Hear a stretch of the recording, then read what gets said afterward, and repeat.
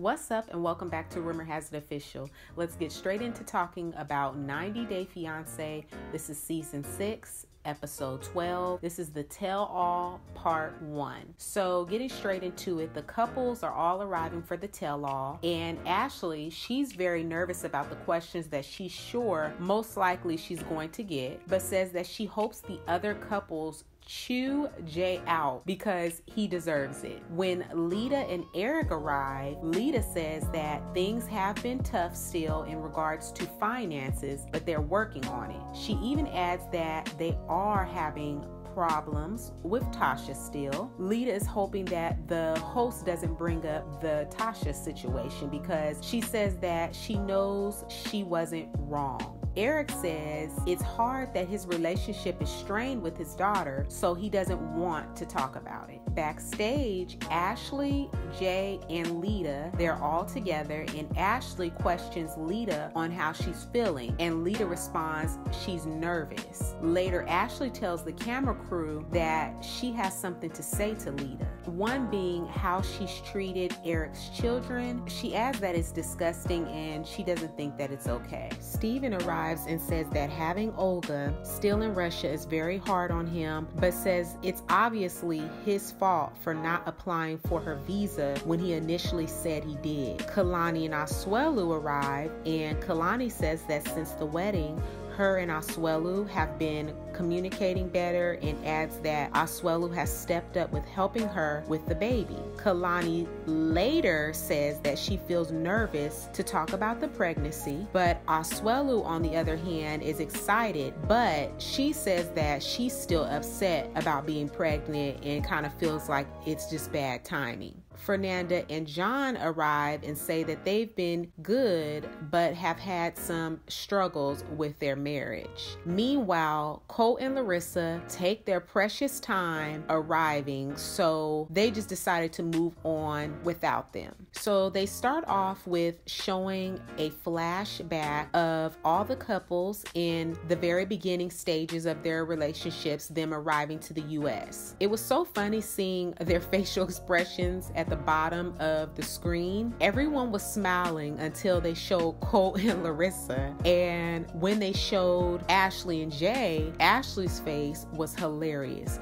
She had a mad look on her face, and what I don't understand is to be so disgusted with him like she says she is. She sure looked pretty cozy with him on the couch. He had his arm around her. She was sitting pretty close. When they walked onto the stage to sit down, they were holding hands. So I don't know, for some reason I'm feeling like their whole situation is scripted and made up so that they can do another season, but I could be wrong. So Ashley says that she wasn't smiling during that little flashback that they showed because she can no longer trust Jay. Jay says that he wouldn't trust himself too if he was her, and that he's trying to make it up to her. Ashley told the host that there's nothing that he can do. Once the trust is broken, it's broken, and it's hard to come back from.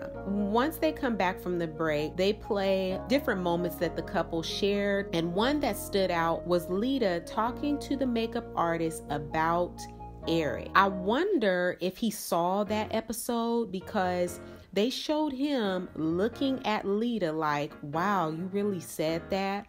Leida, she tries to explain herself to the host by saying that she has no experience with stepkids and it's challenging for her. Jay then decides to chime in that 90 days isn't enough time, and that if he could come to the US without marrying Ashley, he would. He said to Ashley, would she? And she said no as well. Then Ashley adds on to that and says, you should be happy you had 90 days because it took you 93 days to screw up. I was no more good. I mean, it was literally dead silence for about a good 5 seconds. And then Eric chimes in and says, ouch. So To fast forward a bit, they touch on the whole Tinder situation. Jay tries to justify his actions, saying that women were messaging him and he was wrong for responding. The other couples chime in and say that he was wrong for creating the Tinder account in the first place. Ashley shut him down quickly by telling him to just shut up, because the more he tries to really defend himself, he sounds like an idiot. Jay proceeded to make excuses. He's just full of himself, if you ask me, for no reason at all, for real. And Ashley added that she hasn't filed for Jay's adjustment of status, and she doesn't plan on doing that anytime soon. She says that she won't be responsible for him for 10 years, and she doesn't trust him as far as she could throw him. Ashley said that she has kids, a car, and a home, and she's just not willing to risk all of that on someone who doesn't even respect her. Next, they do a flashback on Steven and Olga. Steven says that he doesn't feel sorry for anything that was said or done. He added that he and Olga discussed when he came to Russia that the focus would be on their relationship and seeing if it would work out. Olga responded that the first week was like hell for her. She had a lot of pain in her body, and after giving birth to her son, her main focus was her son, of course, and just making sure that the baby was okay. She was just trying to be a good mom, and her focus was right. His, on the other hand, it wasn't. I think we can all agree on that. He's toned it down some, but it's still in him. I don't think something like that goes away after a couple of months. Like, it takes hard work to really change, evolve, and grow. And that controlling part of him is embedded. That's definitely going to take some hard work, some counseling to really help him shift from that mentality. So moving on, Jonathan and Jay chime in that the focus should be solely on the baby and nothing else. When the host questioned Asuelu on why he was laughing, Steven chimed in and was like, yeah, what's funny? So Asuelu responds, she's your fiance. Why do you need her to say thank you? Steven responded, it's called respect. So Steven hasn't changed one bit. Steven also says that he has now set things up to where he can sponsor Olga on his own without needing anyone, and has his own place, because he didn't want Olga to come down to be with him and then have to live with his grandmother. They next go on break because they got word that Colt and Larissa are on the way. So all the couples aren't so happy with Colt and Larissa for being late. When they return, they touch on Kalani and Asuelu next. They even brought out Kalani, and she said that she will always protect her sister, but respects that Asuelu is her sister's husband now. So she kind of feels like because they're married, there's really no reason for her to express her thoughts or opinions. I guess it was different before she got married. She felt like maybe she could persuade her sister not to marry him. But now that she's married, she's respecting that. So I'm going to kind of fast forward. When the host questions Asuelu on why he never sent money or anything to help support his son, he replied that when he thinks of the U.S., he thinks people here are rich. So he didn't think that she needed his help, or didn't even think to inquire if she needed any help. I feel like instead of telling your family what he's not doing and assuming that he should know certain things, she should have spoke up and demanded he help her. Kalani is a lot to blame for why her family dislikes Asuelu so much, because she tells them every single thing about her relationship. When she has an issue with him, she tells her family, and they internalize that. And yes, she'll be undone, moved on, and forgave him and decide to stay with him. But then her family is still holding that grudge and that resentment towards him. So she is the problem. She has to learn to keep her relationship private. What they go through, their problems, she needs to learn what to share with her family and what not to share with them.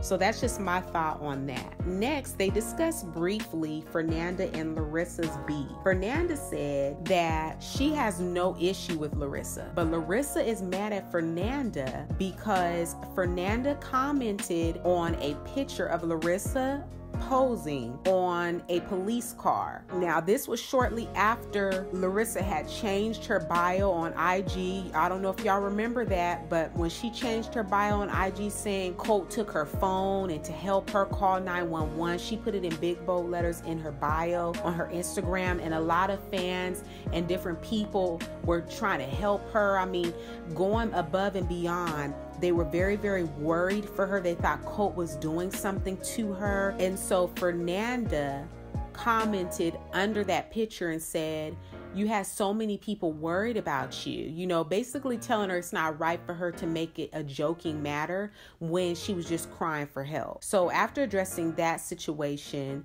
they talk about Jonathan and Fernanda's explosive fight. Fernanda expresses during that time, she felt very lonely and also felt that she was trapped in the house because she has no friends and can't be independent. She says in the fact that she was trying to call Jonathan while he was at the bar with his friend having a drink and he ignored her made her explode. Jonathan says that he understands how her finding the underwear on her first day with him can pretty much spark some distrust. He added that the way Fernanda acted, he felt was a sign of insecurity and jealousy. Next up is Leida and Eric. They play back when Leida says that Eric is living in a burden. All the couples, they have no problem speaking their mind, to the point where I feel like she knew she had to fake cry and apologize, but I don't think that she's truly sorry, because not once did she apologize about Tasha. She just mentioned the youngest, Jenica. She apologized to Eric. She also says that she was very, very selfish during that time. When she looks back, she's just very embarrassed. But I feel like she's only saying what she knows people want to hear, but she's not really giving a full apology, because that apology should really go first and foremost to his daughter Tasha, I feel like. Before the commercial break, they show Colt and Larissa backstage. Larissa's having a fit. Once they finally arrive, she's having a fit because her luggage was lost at the airport. The airport lost her luggage, so she doesn't want to go out there. You know, she says that she has to look better than her rivals and enemies. And so production is going above and beyond. They go shopping to get this girl a dress, and she just wants to look like a Kardashian, because she basically told them, make sure that it's like Kardashian style. And the two dresses that they bring her back, which I thought they were nice dresses, she's not happy with any of the dresses. Cole is basically like, just try them on, just try them on. She's like, no, I don't like it. And she's just very ungrateful. When they come back from a break, they get into discussing Jonathan's struggles with his mom. Everyone gets so emotional, especially Asuelu. And Asuelu said that he misses his parents so much, and that it's hard being in the U.S. sometimes because he used to actually provide for his parents because they didn't have a job. After hearing him say that, Jonathan vowed to mend his relationship with his mother. Colt and Larissa finally joined the cast. Fernanda, she wastes no time saying that she doesn't really care that they have now joined everyone on the couch. And this is just the response and energy I feel like Larissa was waiting for. She came ready to argue with Fernanda. She's been talking about her on the way to the studio for the Tell All. She's been talking about her while getting her makeup done, while putting her dress on, while going down the hall to get ready to go on stage. She's been talking about Fernanda. So things just get out of hand. There's a lot of yelling going on. No one can get a word in.